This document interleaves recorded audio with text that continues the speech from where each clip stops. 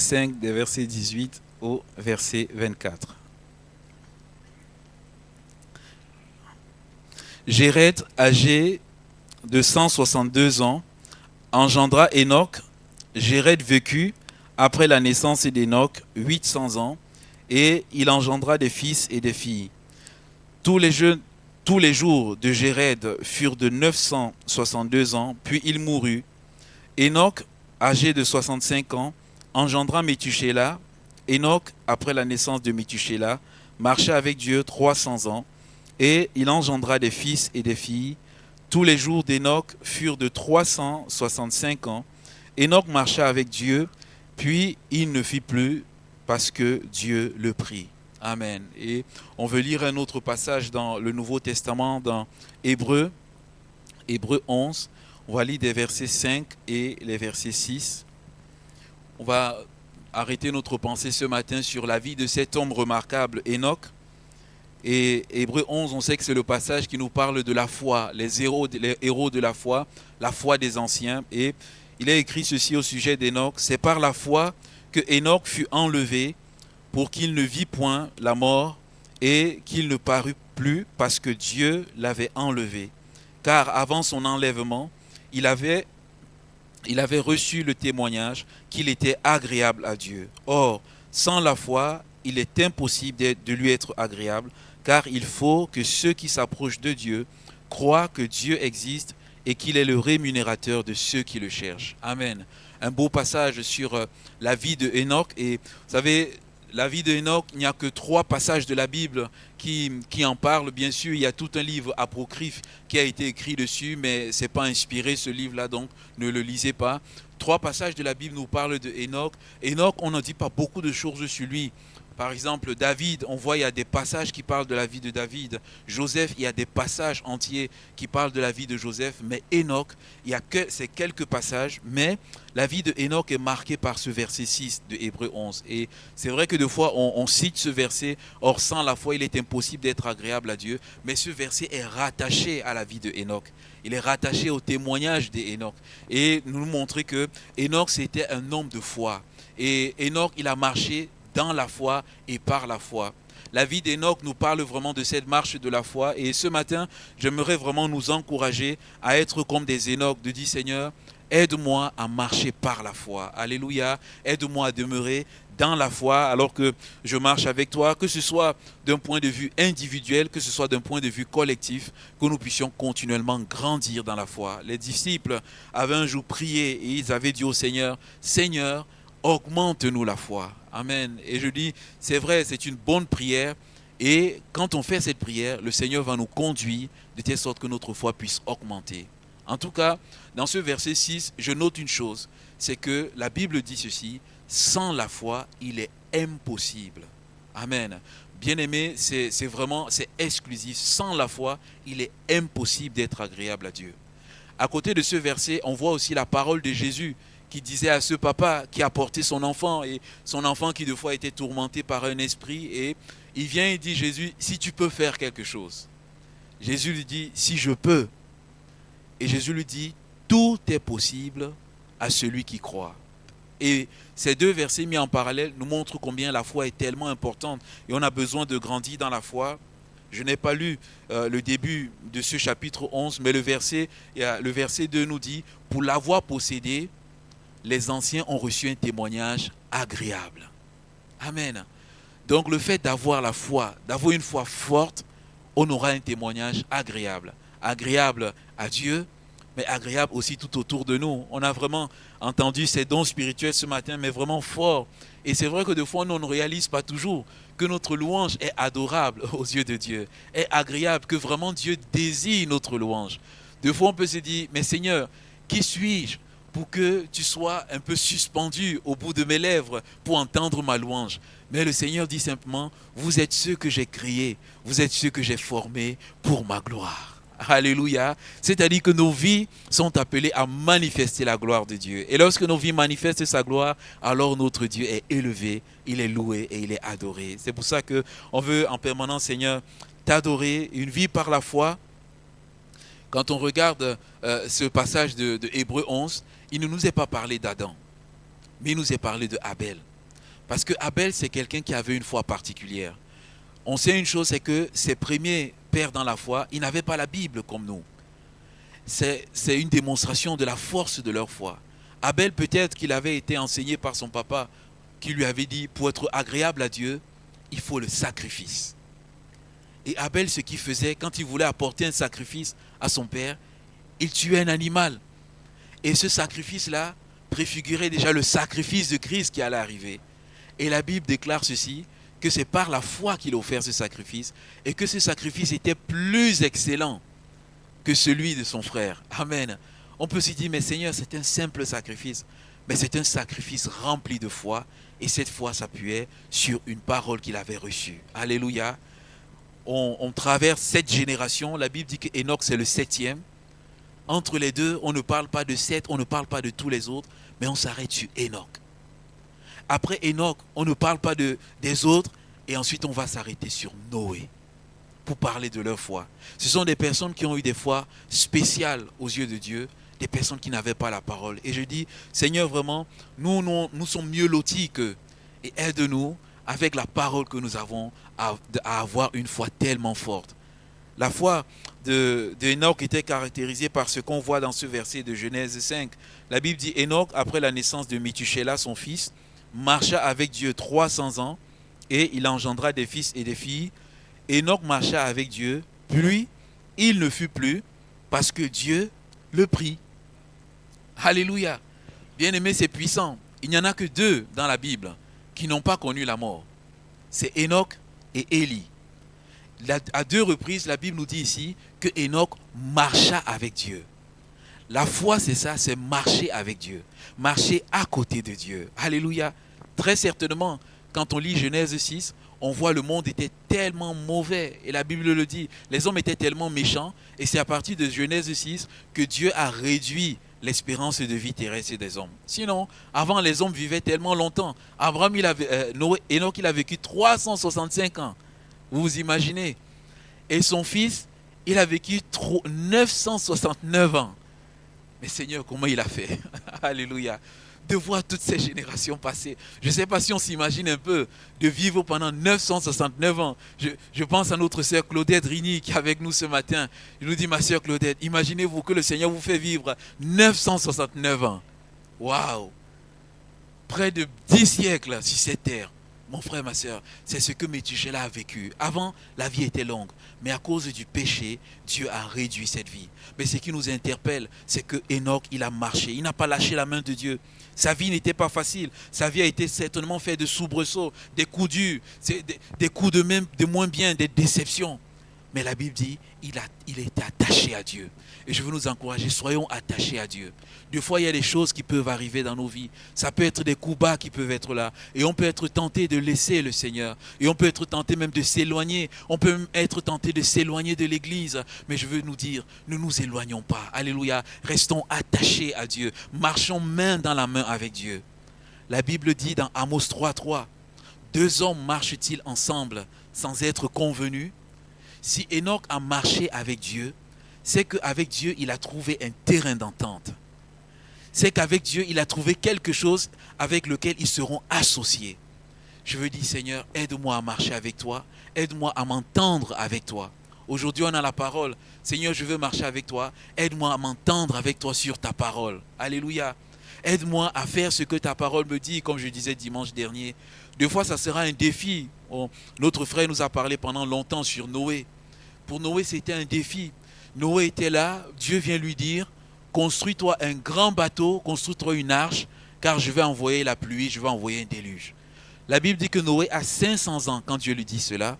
Et la Bible nous dit que la pluie, le déluge arrive quand il a 600 ans. Je ne sais pas si on imagine. 100 ans. C'est à peu près la durée de vie aussi souvent sur la terre. Il y a des personnes, des centenaires. Pendant 100 ans, Noé est en train de construire l'arche. Il regarde, la pluie ne vient pas. Il construit 1 an, 2 ans, 40 ans, la pluie ne vient pas. Mais Noé continue. Noé n'a pas tout l'Ancien Testament. Noé n'a pas tout le Nouveau Testament. Mais Noé s'appuie simplement sur une seule parole de Dieu. Et je veux nous encourager à être de ces personnes-là qui sachent s'appuyer sur une seule parole de Dieu. Une seule promesse de Dieu. un seul trait de caractère de Dieu et de continuer d'avancer. Et Noé, qu'est-ce qui s'est passé? Il ne s'est pas désespéré. La Bible dit, Noé était le prédicateur de la justice. Pendant ce temps, Noé témoignait également autour de lui. Il n'a pas baissé les bras. Mon frère, ma soeur, quel que soit, ne baisse pas les bras. Persévère, attache-toi à Dieu. Trouve un terrain d'entente sur la parole de Dieu. Et tu dis, Seigneur, moi je ne comprends pas tout, mais je veux m'attacher à toi. Enoch, c'est ce que Enoch a fait. Il s'est entendu avec Dieu et la Bible nous montre vraiment ce qui a fortifié sa foi, c'est ce verset 6. Or, sans la foi, il est impossible de lui être agréable, car il faut que ceux qui s'approchent de Dieu croient que Dieu existe et qu'il est le rémunérateur de ceux qui le cherchent. Enoch avait saisi quelque chose, c'est que de s'approcher de Dieu, ce n'est pas une option. De s'approcher de Dieu, c'est une nécessité. La Bible dit, il faut, amen, entretenir une communion avec Dieu, mon frère, ma soeur, ce n'est pas une option. Ce n'est pas je fais aujourd'hui, je saute plusieurs jours. Ce n'est pas un peu comme l'école buissonnière avec Dieu. Amen. C'est une communion de tous les instants. J'en ai besoin pour ma vie. J'en ai besoin pour le monde dans lequel je suis, d'être tellement attaché. C'est une nécessité, il faut. Et moi je vois dans non seulement le il faut de s'approcher, je vois une habitude de s'approcher et de nous encourager encore. Développons l'habitude de s'approcher de Dieu. Pour ceux qui ont vraiment une intimité avec Dieu, ils se rendent compte rapidement, quand ils prennent le temps de ne plus s'approcher de Dieu, ils se rendent compte que dans leur vie, ça commence à mal aller. Ils disent des choses qui ne vont pas bien, ils sollicitent peut-être des contrats qui ne sont pas bons, ils vont dans des directions qui ne sont pas bonnes, ils ont des pensées qui ne sont pas bonnes, ils commettent même des actes qui ne sont pas bien. Et s'ils savent se laisser interpeller par le Saint-Esprit, ils vont se dire, ah, là, je suis comme en train de m'éloigner de Dieu. Quel est mon état de santé spirituelle? Et là, il va se rendre compte que j'ai baissé dans ma lecture de la parole, j'ai baissé dans la prière. Quand ces personnes s'éloignent petit à petit, elles sentent qu'il y a quelque chose qui se passe. Parce que mon frère, ma soeur, c'est tellement important de s'approcher continuellement de Dieu.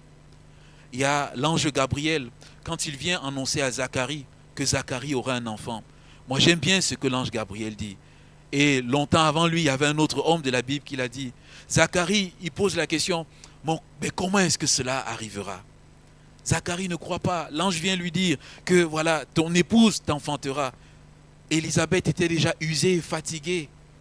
Mais Zacharie a douté. Mais Gabriel a dit, moi je suis Gabriel, je me tiens devant le Seigneur. Il dit, j'ai l'habitude de me tenir devant lui. Puisque j'ai l'habitude de me tenir devant lui, la parole qui sort de ma bouche, ce n'est pas simplement la parole de moi l'ange, mais c'est une parole qui sort directement du trône de la grâce. Amen. Le fait de s'approcher en permanence de Dieu, il va nous mettre des choses sur notre cœur qui sortiront directement du trône et qui seront une source de bénédiction.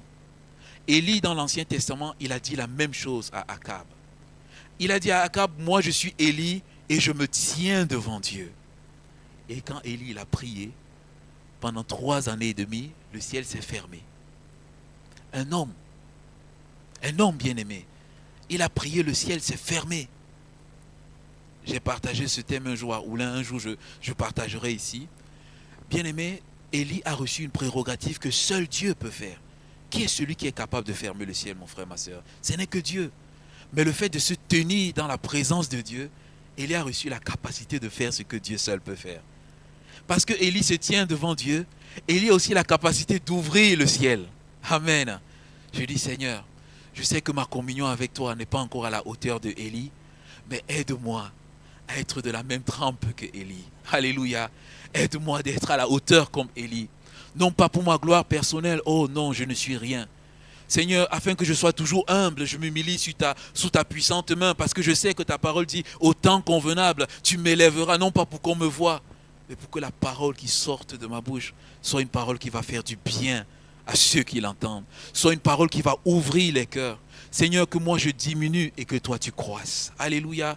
Que cela en soit notre prière alors que nous nous tenons devant Dieu. Et je veux dire, béni soit Dieu, parce que de s'approcher du Seigneur, pour nous on peut le faire tout le temps. Parce que la Bible nous dit que Jésus, avec sa mort, il a déchiré le voile. Maintenant, nous, on peut aller à Dieu et Dieu peut venir à nous dans la communion et dans l'intimité avec lui.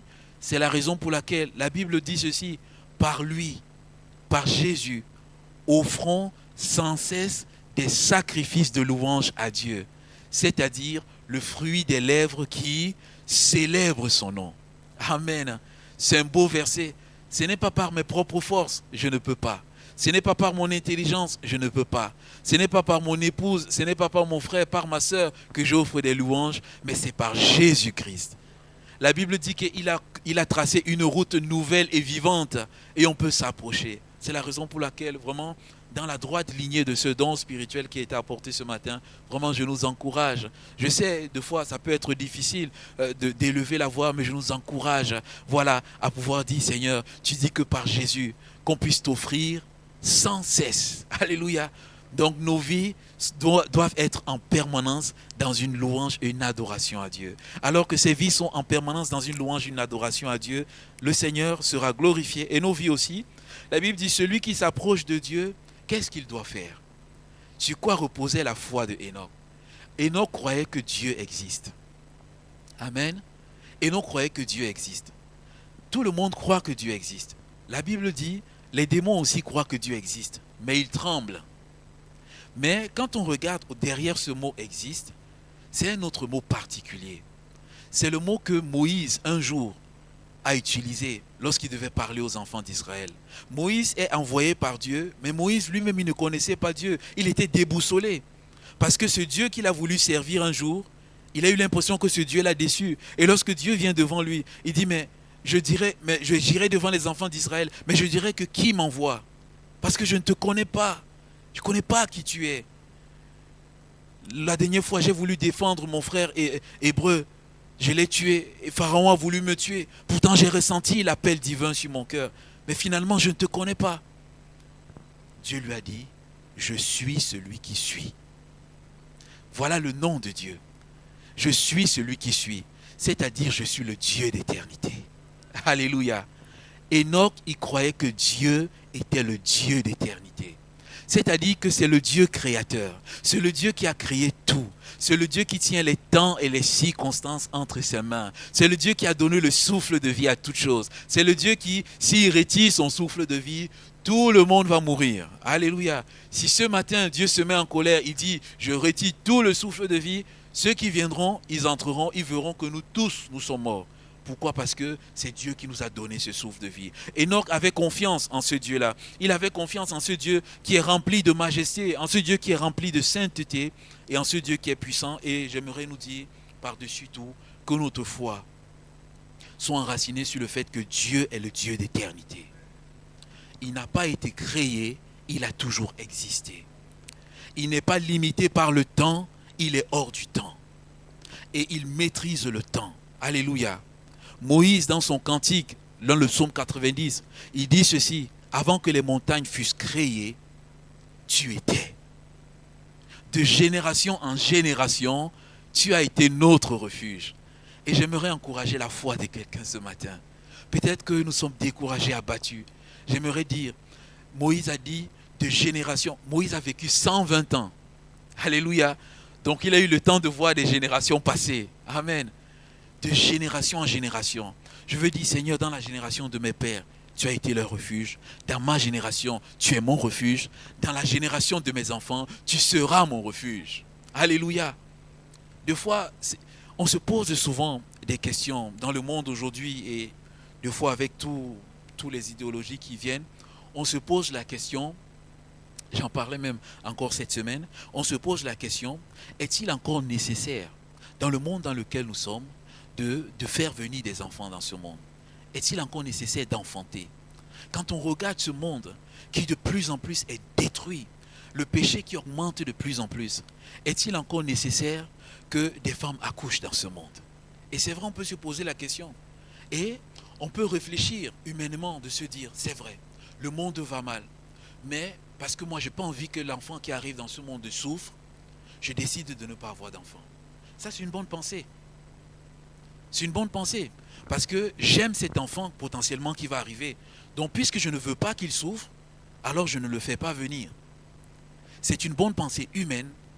Mais si je me situe dans le contexte d'un Dieu qui de génération en génération est notre refuge, dans le contexte d'un Dieu qui nous dit « multipliez-vous et remplissez la terre », je dis « Seigneur, je sais que ce monde est compliqué. Mais, parce que tu me dis que de génération en génération, tu seras mon refuge, l'enfant qui va venir dans ce monde, tu as été mon refuge, tu seras également son refuge. Alléluia. Tu vas le soutenir, tu vas le garder, tu seras avec lui. Seigneur, quand bien même je partirai, j'aimerais partir le plus tard possible, à 100 ans, pour voir fils, petit-fils, arrière-petit-fils. J'aimerais partir le plus tard possible. Mais Seigneur, si je pars avant, en partant, j'aurai dans mon cœur cette pensée que cet enfant, tu le garderas. Tu prendras soin de lui. J'aurai dans mon cœur cette pensée. Je dis, Seigneur, moi je suis en train de partir avec ma génération. Mais dans le monde, il y a d'autres enfants qui sont en train de naître. Ils ne connaissent pas le Seigneur. Mais qui va leur témoigner de Jésus? Alors je dis, Seigneur, si mon enfant vient, je prierai toutes les prières de ma vie, qu'il soit converti, qu'il soit un bon témoin et qu'il impacte sa génération. Quand je rentre dans cette pensée du Dieu d'éternité, alors j'ai envie d'avoir des enfants. Alléluia. Bien sûr, je ne dis pas qu'il faut avoir 12. Alléluia. Parce que après c'est compliqué. Seigneur, j'ai dit, donne-moi le nombre d'enfants que tu penses que ce sera bien qu'ils arrivent sur cette terre. Seigneur, je veux te les consacrer. Je vais imposer les mains sur eux chaque jour. Quand ils sortent de la maison, je vais prier pour eux. Quand ils rentrent à la maison, je vais prier pour eux. Quel que soit ce qu'ils entendent, je saurai que tu es celui qui va agir dans leur vie. Alléluia. Mon frère, ma soeur, Dieu, c'est le Dieu d'éternité qui est hors du temps. Le Dieu d'éternité, j'ai besoin de savoir que ma vie dépend de lui. Alléluia. Ce n'est pas à moi quand je marche de cadencer ma vie, de donner les étapes, d'être le maître de ma vie. Il y a plusieurs personnes sur cette terre qui croient qu'elles sont le maître de leur vie. Mais de savoir que Dieu est hors du temps, je vais dire, Seigneur, je mets ma vie entre tes mains. Quel que soit ce qui peut m'arriver, ce n'est pas moi le maître. Alléluia. Mon frère, ma soeur, il y a plusieurs passages dans la parole de Dieu qui nous le disent ceci. Belchazzar, le petit-fils de Nebuchadnezzar, il croyait que sa vie était entre ses mains. Alors qu'est-ce qui s'est passé? Il est parti prendre les vases du Seigneur, et tout. Il s'est mis à faire la fête. Il a oublié Dieu. Et Daniel est venu, il y a une main qui est sortie. Compter, peser, diviser. Le jugement de Dieu est arrivé. Il y a cet homme qui avait beaucoup d'argent, qui avait un grand champ, qui sa récolte a beaucoup apporté. Ses greniers étaient petits. Alors il dit, qu'est-ce que je ferai? Eh bien, j'abattrai mes greniers, j'agrandirai, je stockerai encore plus. Je dirai, mon âme, tu as beaucoup d'argent, tu peux te réjouir. Et la Bible dit, cette nuit même, son âme lui a été retirée. Je vais encore nous marteler ceci ce matin, bien-aimés. Nos vies ne dépendent pas de nous. Ne laissons pas l'ennemi nous faire croire que nos vies dépendent de nous. Que nous ne sommes que des intendants de nos vies. C'est Dieu qui est le maître. C'est Dieu qui change. C'est Dieu qui conduit tout. C'est Dieu qui marque les temps. Enoch n'avait pas encore vécu le psaume 139. Mais je pense qu'Enoch était déjà dans la pensée du psaume 139 de David. David dit ceci. Seigneur, quand je me lève, tu le sais. Quand je m'assieds, tu le sais. Quand je marche, tu le sais. La pensée n'est pas encore dans ma tête, tu le sais. La parole n'est pas encore sur ma langue, tu le sais. Mon frère, ma soeur, notre foi, comment est-ce qu'elle grandit? En intégrant ce facteur. Notre foi, comment est-ce qu'elle grandit pour la vie de nos enfants? En intégrant ce facteur. Nos enfants, ils peuvent être dans des bonnes directions. Ils peuvent être dans des directions qui ne sont pas bonnes. Mais comment ma foi sera fortifiée? En prenant le psaume 139. J'ai dit, Seigneur, mon enfant, ma fille, mon fils, tu connais tout de lui. Moi, je ne suis pas dans l'éternité. Toi, tu es dans l'éternité, tu vois toutes choses. Seigneur, je ne veux pas me faire du souci. Je veux te les recommander. Je sais que tu agiras dans leur vie. Je sais que ce sont des créatures aussi merveilleuses à tes yeux. Je sais que sur ton livre de vie, tous les jours de leur vie sont inscrits. Tu es dans l'éternité, tu vois toutes choses. Alors je vais laisser cela fortifier ma foi et ne pas être dans la crainte et dans l'inquiétude, mais au contraire, je vais être dans la prière. Croire que Dieu existe, mon frère, crois-le. Un jour, le peuple d'Israël est venu devant Dieu et le peuple d'Israël s'est plaint. Et des fois, nous, on peut aussi se plaindre ainsi. Le peuple d'Israël, il dit, mais il disait que le Seigneur l'a abandonné et c'est le Seigneur qui répond au peuple. Et le Seigneur dit, pourquoi dis-tu Jacob? Pourquoi dis-tu Israël? Ma destinée est cachée devant l'Éternel. Mon droit passe inaperçu devant mon Dieu. Des fois, c'est ce qu'on dit. Mais Seigneur, ma vie, elle est cachée devant toi. Mais Seigneur, j'ai l'impression qu'il n'y a pas de plan pour ma vie. Mais Seigneur, j'ai l'impression que tout ce que j'entreprends rate. J'ai l'impression que je suis en marge. J'ai l'impression que personne ne me voit. J'ai l'impression que personne ne tient compte de moi, Seigneur. J'ai comme l'impression que je ne suis qu'un numéro. Pourquoi ma destinée passe inaperçue? Je vois la vie des autres, ça avance. La mienne, j'ai l'impression que ça patine. Je vois les affaires des autres, ça avance. Mais pourquoi j'ai l'impression que pour moi, ça patine? Et c'est Dieu qui dit à son peuple, le Dieu lui dit, ne le sais-tu pas? Notre foi est appuyée sur un savoir qu'on a de Dieu. Alléluia. Ne le sais-tu pas? Ne l'as-tu pas appris? On a besoin non seulement de savoir, mais on a besoin d'apprendre. Il dit, c'est le Dieu d'éternité. Alléluia. Il se présente premièrement comme le Dieu d'éternité. C'est le Dieu d'éternité, l'Éternel, qui a créé les extrémités de la terre. Il dit, tu ne peux pas voir les extrémités de la terre, mais moi je vois les extrémités de la terre. Tu ne peux pas voir l'extrémité du plan que j'ai pour ta vie, mais moi je vois l'extrémité des plans que j'ai pour ta vie. C'est celui qui a créé l'extrémité de la terre. Il ne se fatigue point, il ne se lasse point, et on ne peut sonder son intelligence. Mon frère, ma soeur, on ne peut pas sonder son intelligence. Et je veux dire, Seigneur, ma foi réside dans le fait que tu tiens ma vie entre tes mains. Tu connais toutes choses. Alléluia. Je ne veux pas m'inquiéter. Mon frère, ma soeur, Jésus ne s'inquiétait pas. Amen. Parce que Jésus était pénétré de cette vérité. Jésus savait que son Dieu, c'est le Dieu d'éternité. Jésus savait que Dieu avait marqué des temps dans sa vie. Quand vous lisez l'évangile de Jean, à plusieurs reprises, la Bible dit ceci, ce n'était pas encore l'heure. Ils ont voulu précipiter Jésus d'une montagne, mais ce n'était pas encore l'heure. Alléluia. Parce que Dieu n'avait pas décidé que Jésus devait mourir en étant précipité de la montagne. Ils ne l'ont pas fait. Jésus est passé au milieu. Jésus, il y a la fête, la fête des tabernacles qui est là. Les frères de Jésus, Jean 7 vient lui dire, mais personne n'agit en cachette s'il veut être glorifié, s'il veut qu'on voit sa gloire. Jésus dit simplement, mon heure n'est pas encore venue. Pour vous, c'est toujours le temps, mais mon heure n'est pas encore venue. Jésus savait que Dieu avait marqué sa vie par des temps. Même la croix, Jésus savait que la croix, c'était le temps de Dieu. Même les historiens le disent. Avant, il n'y avait pas encore le supplice de la croix. Autrefois, quand on mettait les gens à mort, ce n'était pas sur la croix.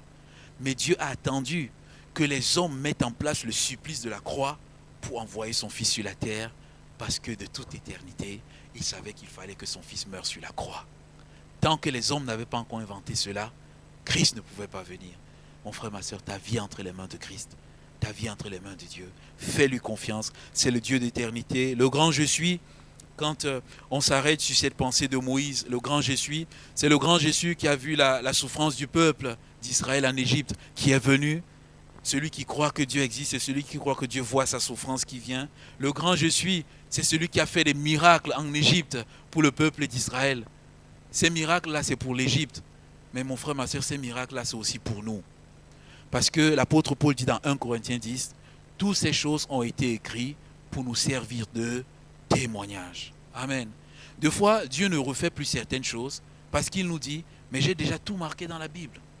J'ai déjà tout dit dans la Bible. Des fois, on a envie que Dieu fasse des miracles, de dire, Seigneur, si tu fais tel miracle, je croirai en toi. Des fois, le Seigneur ne nous répond pas. Parce que le Seigneur dit, mais regarde en Égypte, j'ai changé l'eau en sang. C'est pas suffisant? Regarde en Égypte, la poussière du sol, je l'ai transformée en poux. Quel autre miracle voulons-nous? Regarde en Égypte, j'ai ouvert la mer rouge. C'est pas suffisant. Des fois, le Seigneur veut que nous allions dans cette histoire-là et que nous réalisons sa puissance. Les lecteurs habitués de la Bible savent une chose, c'est que chaque fois que Dieu parle au peuple d'Israël, l'événement qui rappelle toujours au peuple d'Israël, c'est sa vie en Égypte, ce sont les miracles et c'est la sortie d'Égypte. Parce que Dieu sait une chose, c'est que c'est le grand je suis qui a fait toutes ces choses. Alléluia, amen. Alors confions-nous en lui, c'est lui qui a conduit le peuple dans le pays de Canaan. La Bible dit, on doit croire que Dieu existe Il dit qu'il est le rémunérateur de ceux qui le cherchent. Ça veut dire qu'on doit être de ceux-là qui cherchent l'Éternel. Amen. En cette année, cherchons le Seigneur bien-aimé. Cherchons-le abondamment et il va déployer sa puissance dans nos vies. Ne lésinons pas sur le temps. Prions abondamment. Dans la voiture, chez nous, prions, saturons. Prions cette année comme on n'a jamais prié dans nos vies.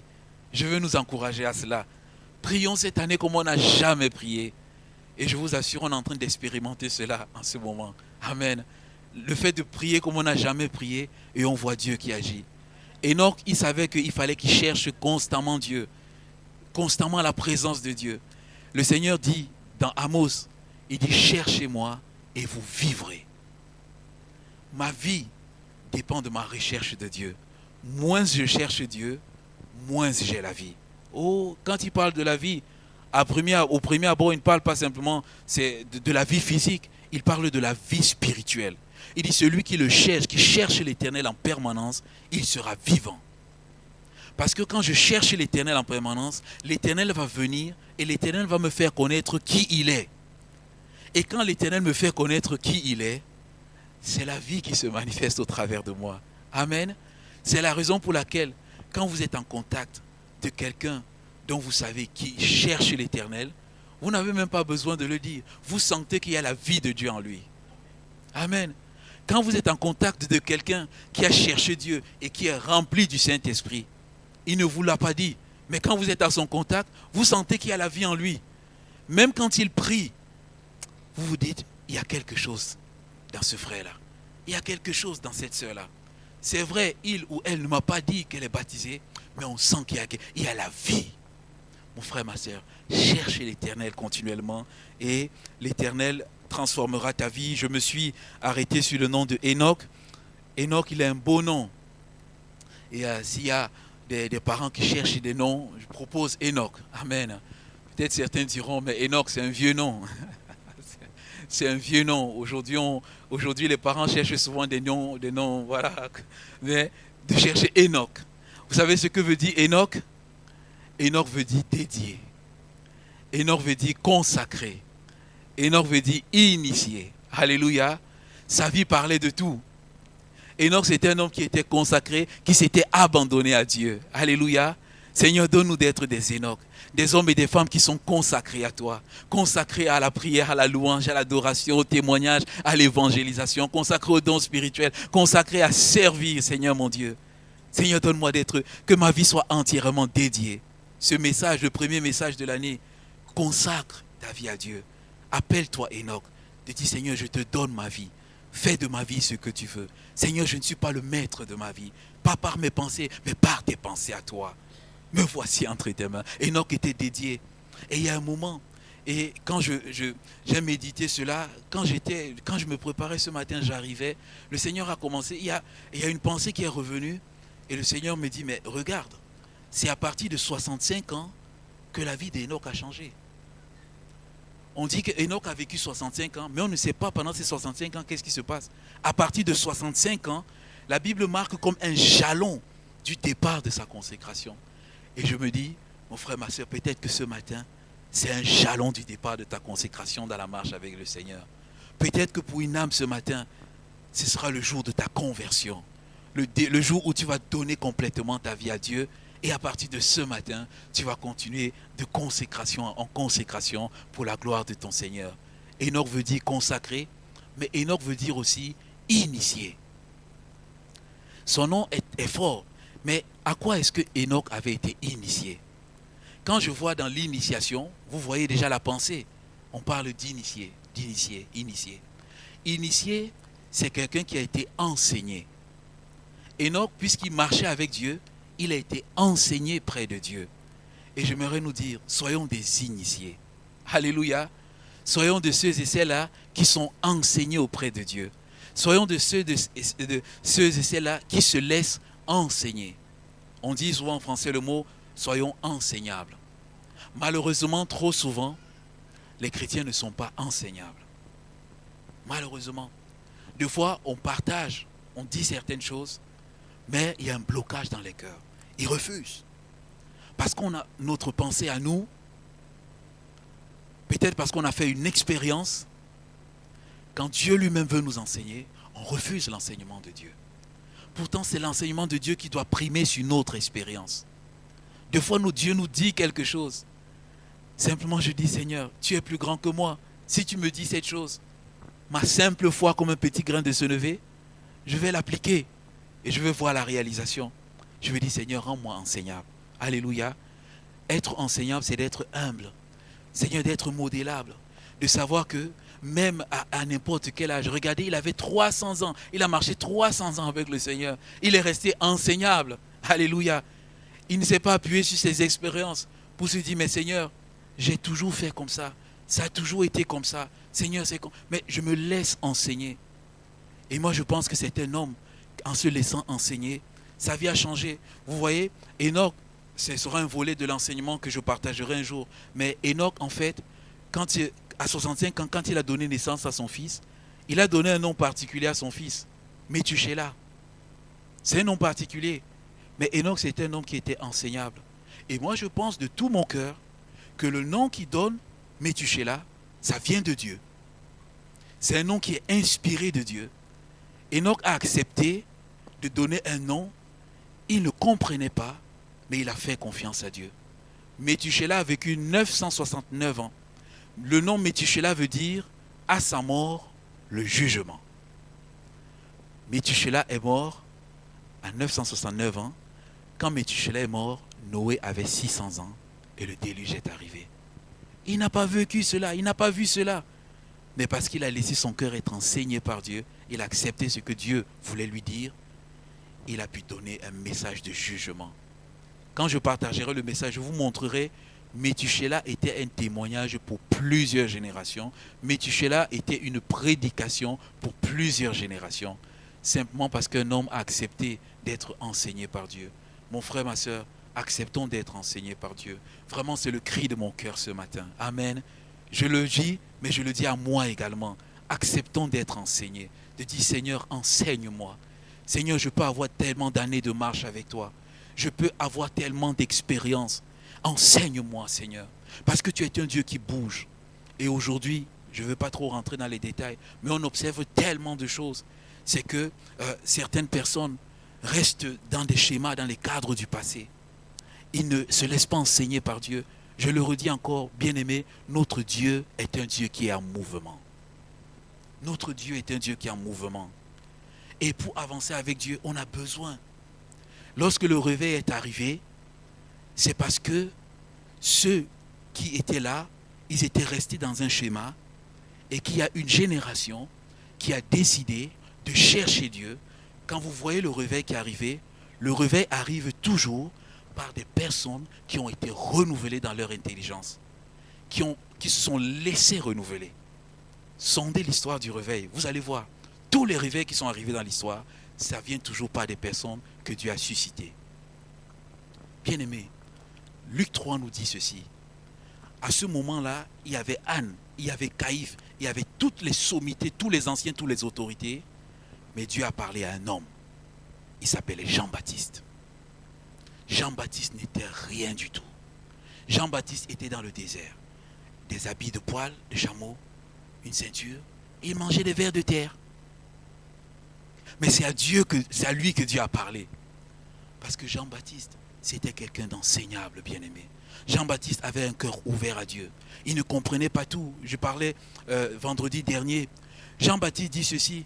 Celui qui m'a envoyé baptiser, il dit, je ne connaissais pas Jésus. Je n'avais jamais vu. Comment je devais identifier Jésus? Quand Jésus arrive à Jean-Baptiste, Jésus n'a pas une pancarte. Jésus de Nazareth, fils du Dieu béni, fils du Très-Haut, descendu du ciel. Non, Jésus n'a pas cette pancarte.